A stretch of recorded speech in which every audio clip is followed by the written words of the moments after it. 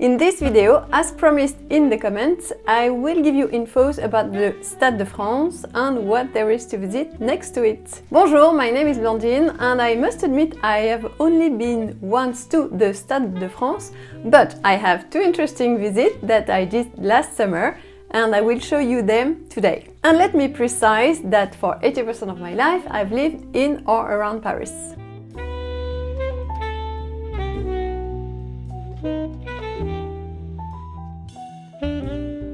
So let's begin with some practical tips here. I would say that going to the Stade de France for a big event is easy in terms of transportation. It was made to be, but of course you will have huge crowds there. I only went once to the Stade de France for a Muse concert music. It was great, but it's a huge place. I was very impressed by the size of it. Stade de France is the national stadium of France, located in Saint-Denis, the city Saint-Denis, north of Paris. Its seating capacity of 80,000 persons makes it the largest stadium in France. Its architecture is inspired by the world port of the Pan American airline in New York JFK. It was built to host the 1998 Football World Championship.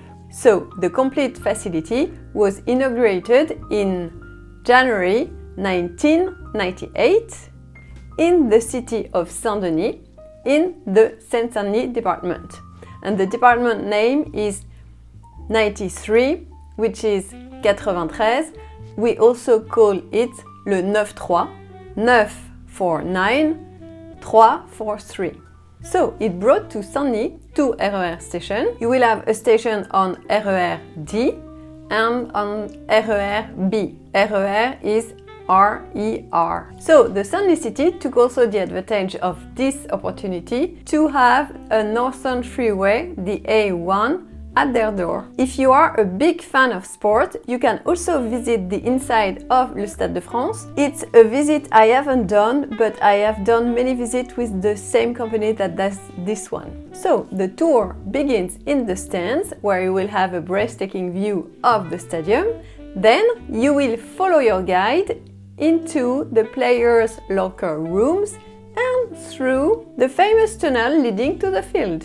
Now, what about safety? It's really hard to speak about safety with no data, but it's said that the north border of Paris is not as peaceful as should be. We're talking of the areas around Porte de la Chapelle or the Périphérique, the ring road around Paris, and it's not a nice area and there are not tons of things to do neither. What I know for a fact, though, is that I won't go there in a luxurious outfit, let alone be alone in these areas late at night. That being said, last summer I went from Porte de la Chapelle to la Basilique Saint-Denis, just next to the Stade de France. The ride wasn't so much fun, but not stressful at all. And it was during the Olympic summer, so maybe safety was a little higher than usual. So a great option is to go and visit la Basilique Saint-Denis and a small convent museum before attending an event at the Stade de France. If you're visiting la Basilique Saint-Denis, you would rather have a meal in front of the Basilique Saint-Denis. Best choice for an event is to use the public transportation as shown on the official site. I would not ride my bike home after an event. I would not go by car neither because of traffic jams. So, to understand why this area is not so nice, we need to explain a little bit of historical background here.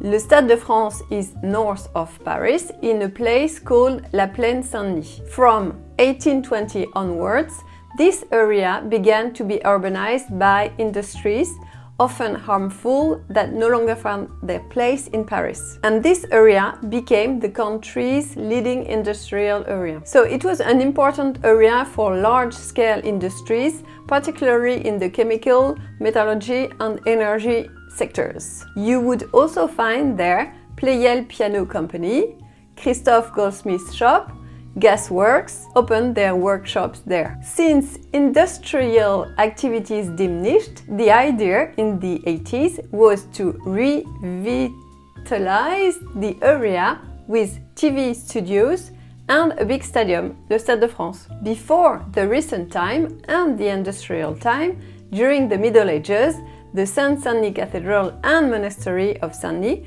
were very famous. So much so that our kings were buried there. So, why is the cathedral, the Basilique Saint-Denis, interesting?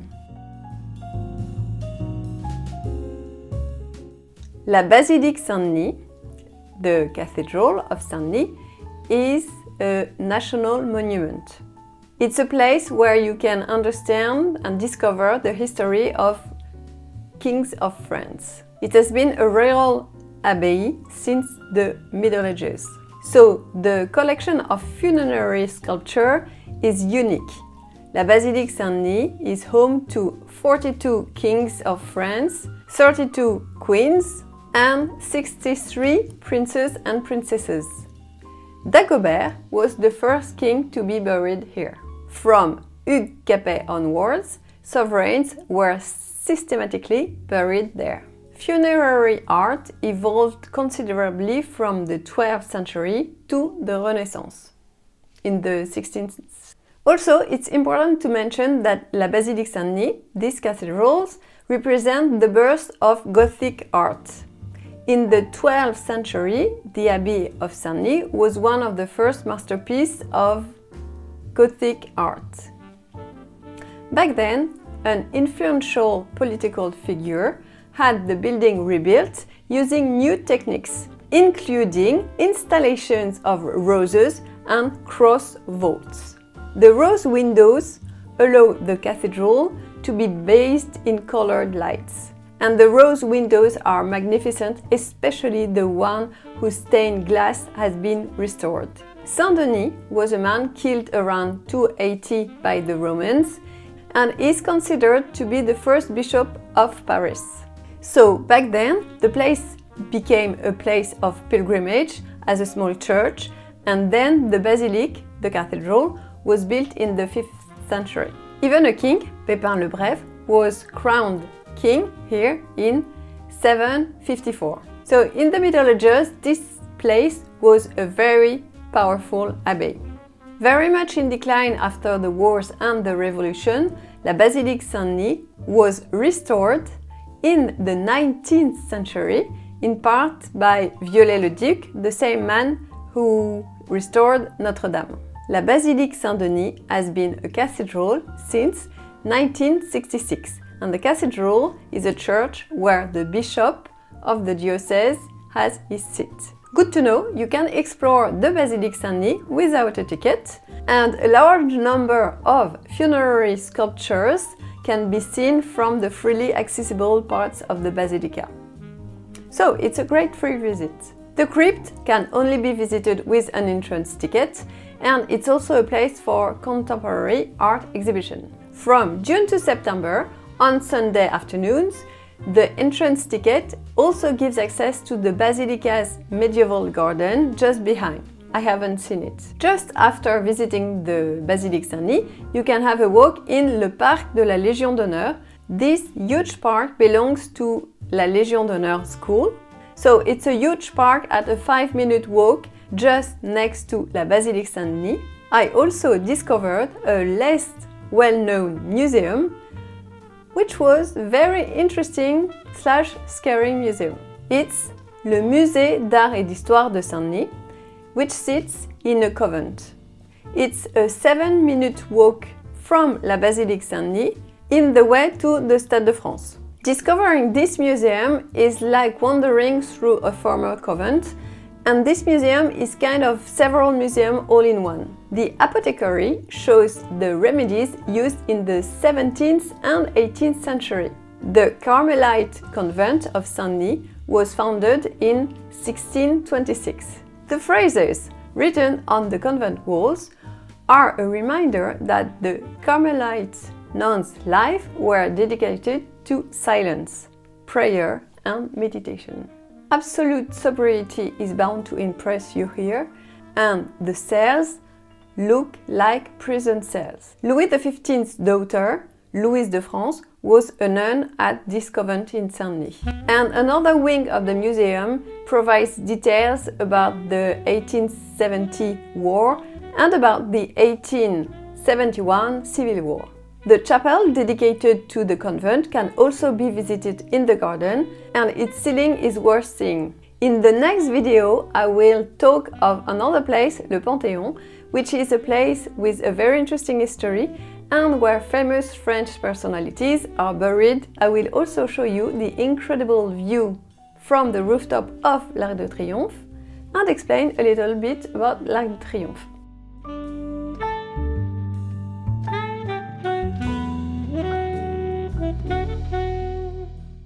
Et voilà, I hope you enjoyed this video, and if it was interesting to you, I would be thrilled if you would leave a blue thumb up, and why not subscribe. Until next time, thank you for your time, enjoy Paris!